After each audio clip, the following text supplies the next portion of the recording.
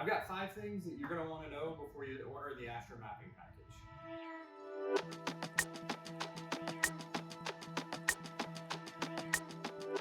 So in this video, I'm going to go over the hardware, the software, and even the flight of the Astro mapping package. So stick with me, and I'll go over the 5 things that you're going to want to know before you order the Astro mapping.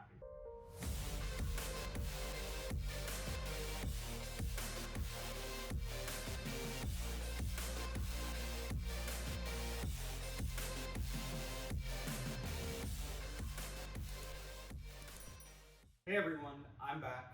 If you missed my last video about why I was silent for the past year, it's 3 minutes long, give it a watch. A quick recap on where we are and why I'm making these videos. So in 2021, a lot of our clients started requesting that we no longer use DJI equipment on their projects. So that kind of forced me to start looking for non-DJI alternatives. I have a feeling I'm not the only one going through this and that you likely are looking for some non-DJI drone alternatives as well. Also, if you've been using the M600 series, which has kind of come to end of life, I have a bunch of unopened sets of batteries, but I digress, then you're probably looking for a heavy lift solution as well. So for me and what I'm going through, I needed a heavy lift to carry our LiDAR and a photo mapping drone to do ortho photos. So for the 2 platforms I was really looking to replace, it's the M600 and the P4 RTK. Now I know the Astro is more equivalent to an M300 with say a P1 sensor on it, but it's not apples to apples, but this is what I'm evaluating to replace our P4 RTK. So let's talk about the Astro hardware. I've had it for a couple of weeks. I did about 22 or so test flights and I've used it on 3 client projects so far. For basically $18,000, you get a ready to fly kit that you can go out day 1 and start collecting data. The drone, the smart dovetail gimbal, the gimbal mount, the A4, you get 2 SL8 batteries, a USB-C thumb drive, 2 chargers, HearLink with Freefly custom knobs, sardines, and you get the case. You also get a spare parts kit. In the spare parts kit, it's got some additional protectors, vibration isolation dampers. You also have the HearLink charging cable, the original HearLink control knobs. If you want to fill up the case with batteries, you're going to need to buy 4 additional SL8 batteries, and those are $695 a piece.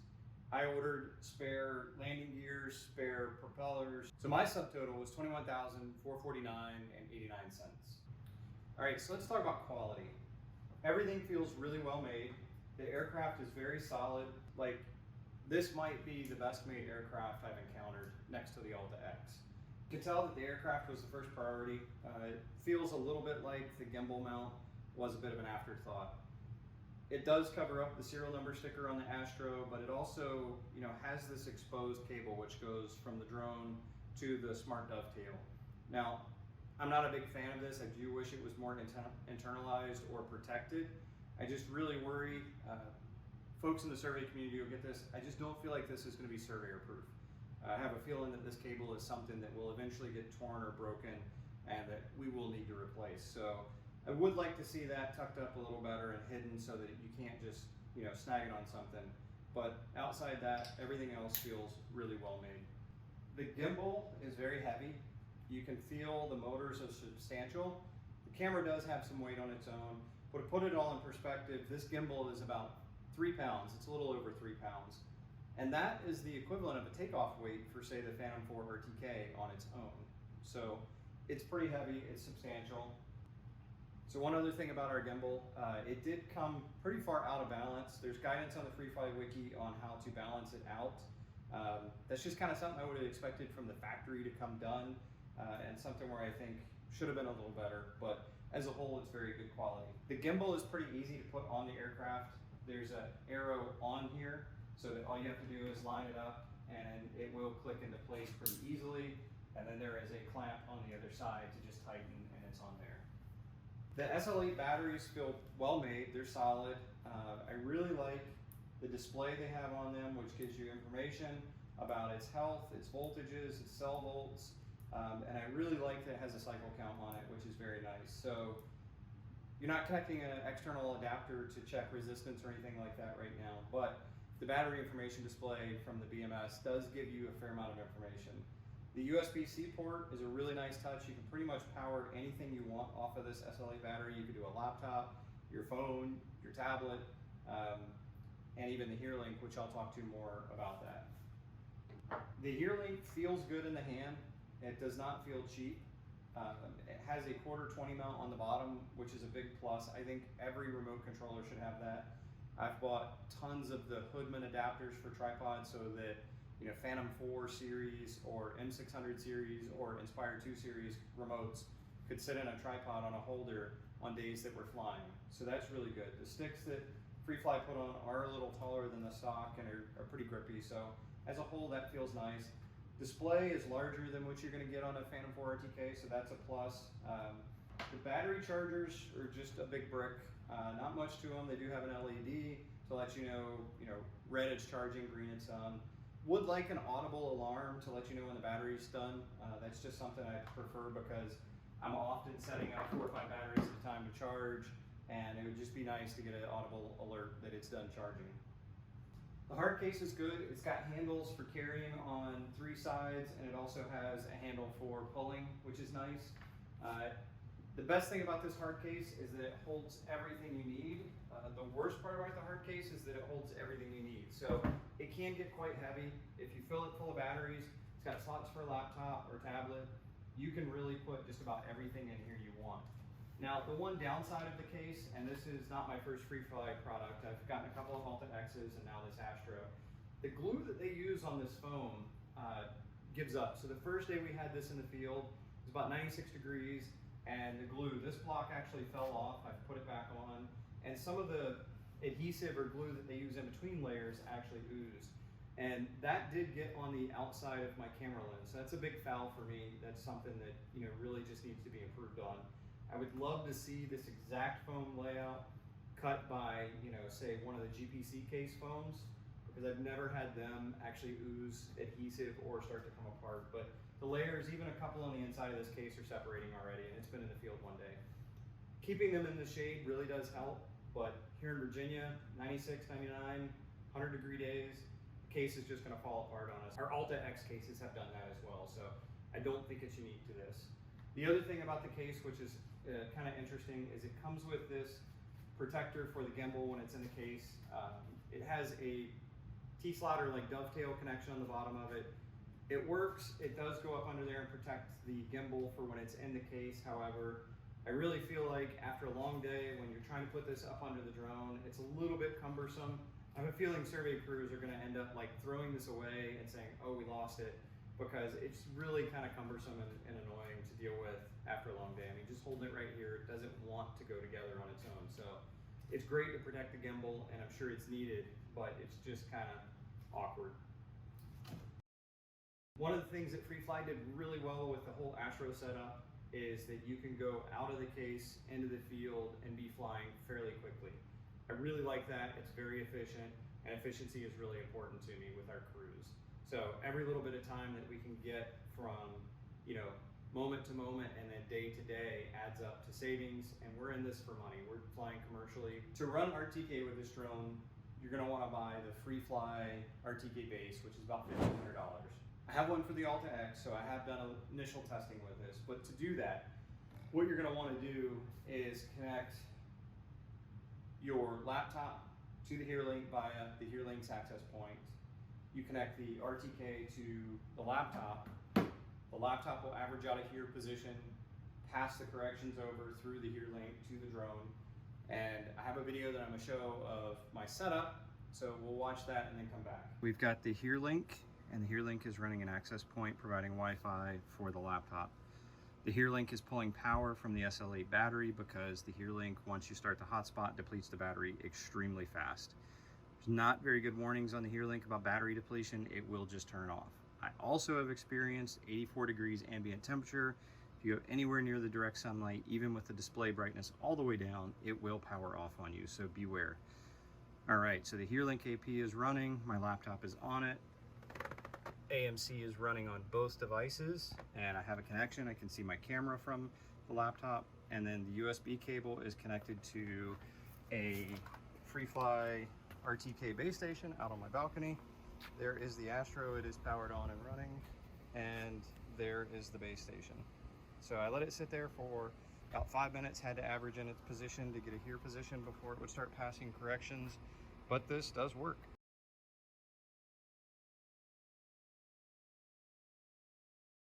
I want to be able to put my RTK base over a known, which is possible through ground control. I just got the antenna reference point and the antenna phase center offsets for the antenna. That's testing I'm going to be doing a little bit later, but the RTK for this is going to increase your relative accuracy, but not your absolute if you run it just kind of stock. My initial results with some of the RTK testing haven't been to my standards yet, but I've put very little focus into that. It's more of just getting to know the drone, and that's something I'm going to do a deep dive into over the next few weeks. All right, so let's talk about the HearLink controller. The screen is sufficient. It works. The HearLink works. Planning a mission's not that hard. So the HearLink is running AMC for Anterior Mission Control, which is basically a pared down or watered down version of Q ground control. So if you're familiar with Q ground control, the HearLink and AMC will feel very familiar for you. I do find it, if you have fat fingers or you're not great with your fingers on tiny screens, being extremely precise with planning a mission can be a little bit tedious. When you're planning a mission, you have basically 3 types of surveys you can set up. There's corridor survey, and then there's also a structure scan. The structure scan does not appear to work in this version. It didn't seem to work on a computer either. So you can download AMC for your computer. You can have it on this, which is really nice. I prefer to plan our flights in the office basically when we bid the projects to know how long it's going to take.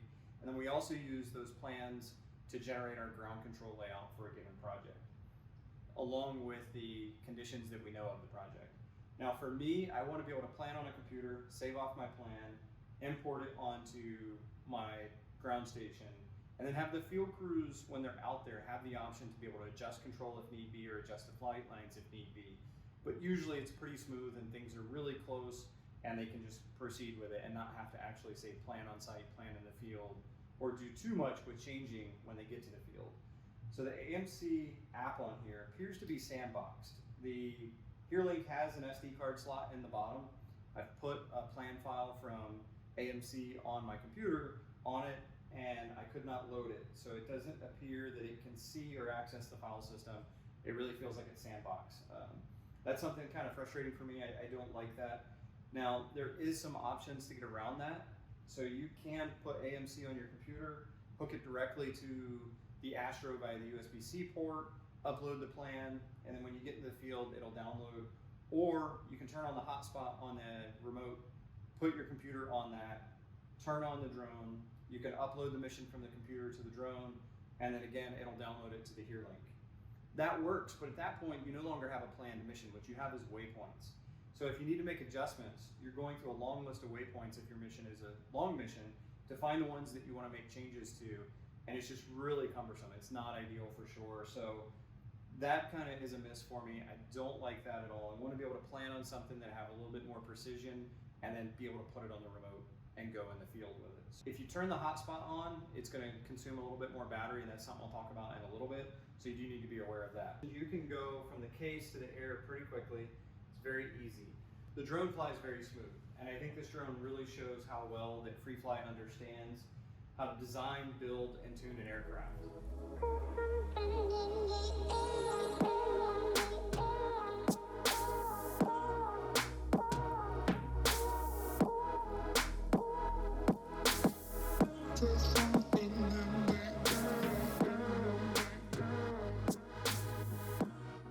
In position mode, you could give the remote to someone that's flown a DJI drone and they're going to be just fine. The controls feel the same, the drone's just as smooth and stable, if not more. So it's really good there, and it's an easy transition if you've been flying DJI aircraft.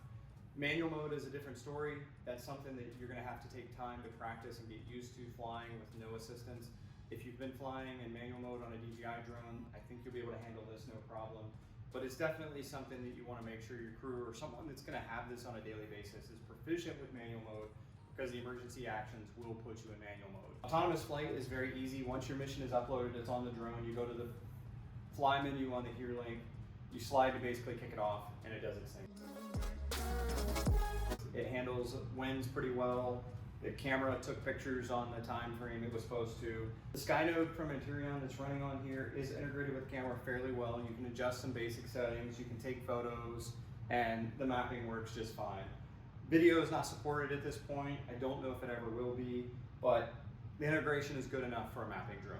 I haven't done a deep dive into it yet, but it feels like the drone's default speed is 22.5 miles an hour. So if you just plan a mission and kick it off, a lot of times this drone will default to 22.5 miles an hour. I let it do some mapping at that. I did testing with it. That's a little bit fast for me. Some of my photos had more motion blur than I would want, and the quality of the overall ortho was a little bit degraded for what I would expect. I have resumed missions. So I was flying a long mission, got near the end of the battery where I needed to bring it back, so I was able to pause the mission, return to home, land, swap out batteries, and resume the mission. However, twice on the 2 times I've tried that, the drone went from flying at the speed I programmed it, say 16 or 18 miles an hour, to 22.5 miles an hour. So to me, that's a big problem. I have let Freefly know about that, and that's something that I really need fixed soon because I want to be able to resume my missions and that it continue at the same speed of the original plans. So if you looked at my last video, you saw that we were flying at Dinwiddie Airport. Now, I could very easily see the drone a half a mile in each direction of me, and so I wanted to plan mapping out basically the runway, which is a mile long, and 1 long pass back and forth, back and forth. However, the waypoint distance, the maximum inside the flight controller, is set lower than that. So I couldn't fly long flight lines that were 5,000 feet long because the maximum distance was limited.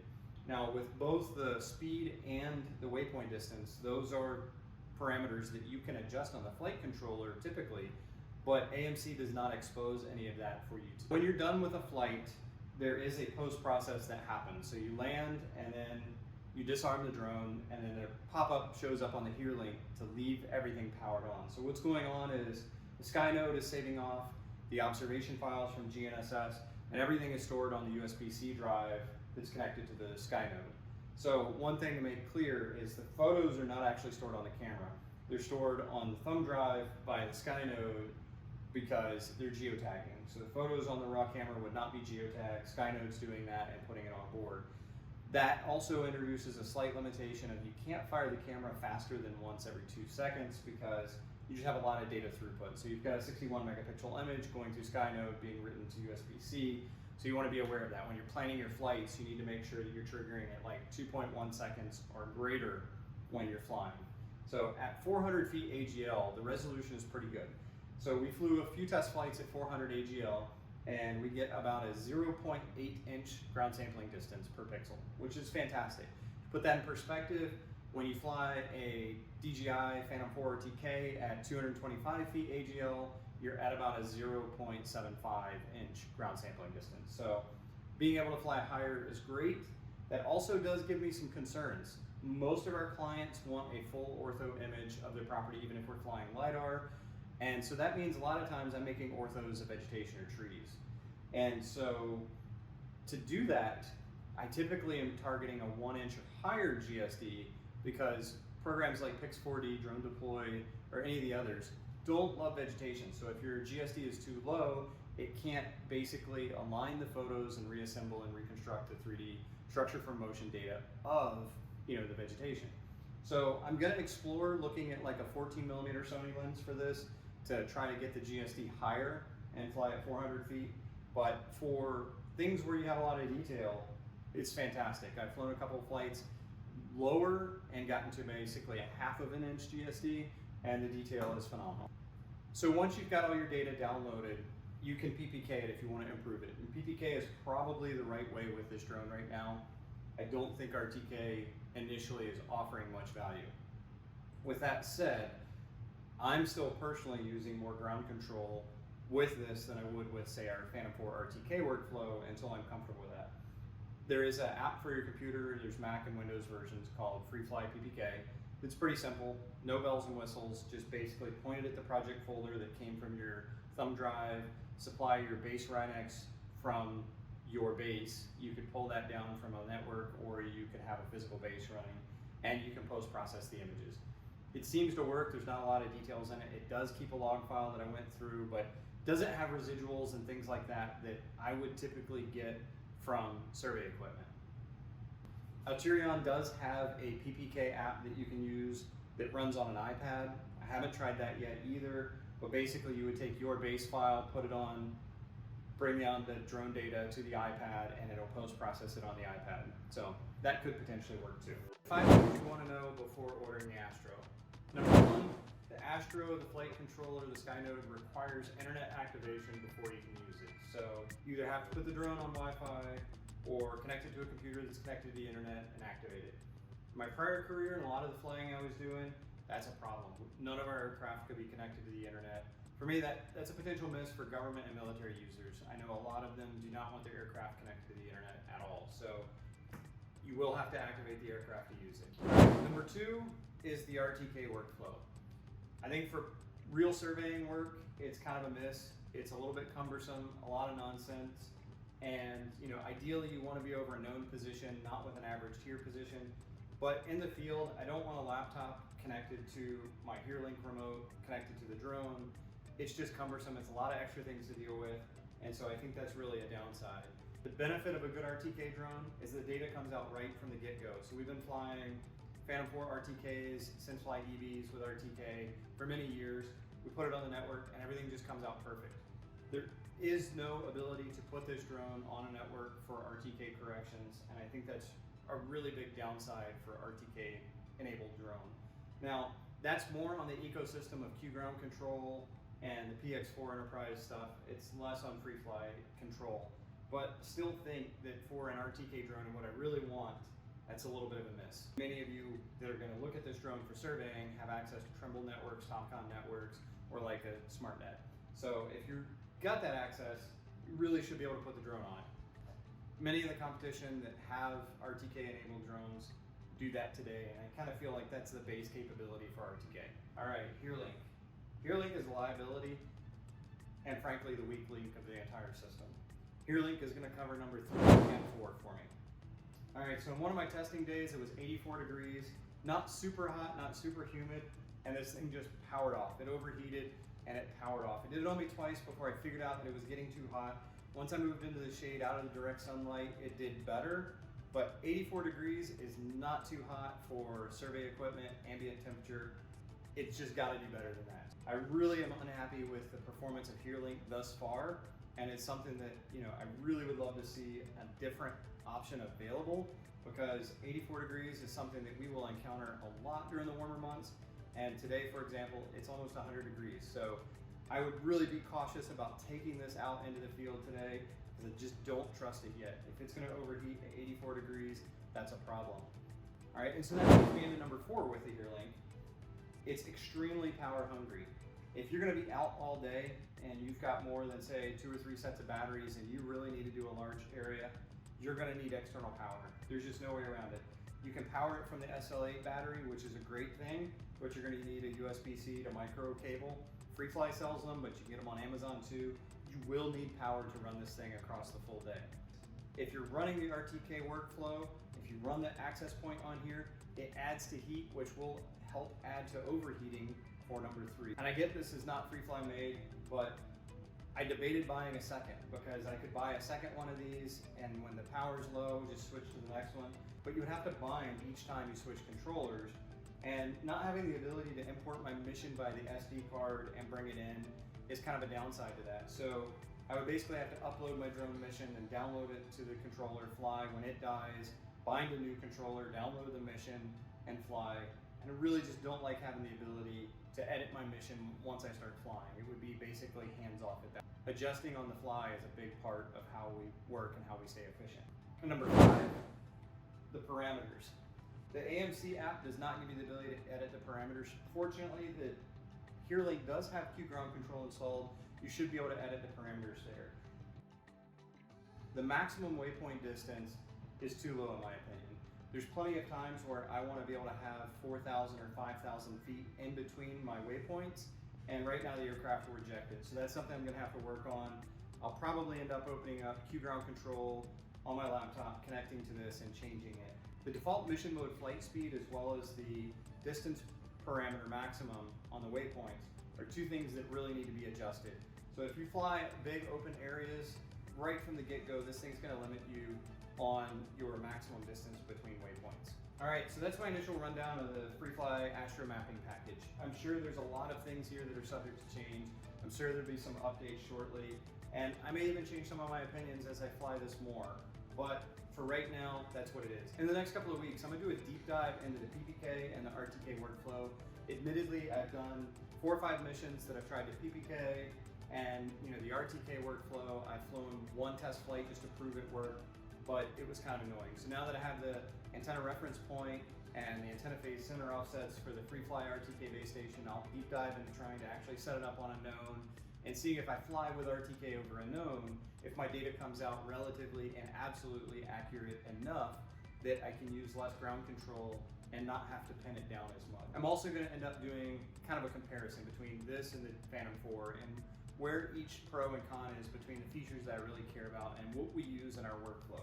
If you like this, please consider hitting like and subscribing. Look out for future videos. I still have heavy lift things to talk about and plenty more with the Astro to cover, so thanks.